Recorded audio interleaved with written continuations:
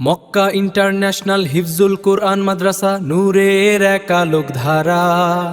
কুরআনের বাণী শিখে জাগে হৃদয় সারা।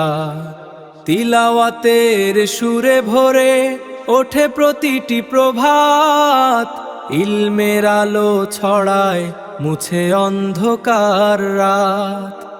হাফেজদের কণ্ঠে ঝরে রহমতের বাণী। মক্কা ইন্টারন্যাশনাল হিফজুল কুরআন মাদ্রাসা নূরের এক আলোকধারা।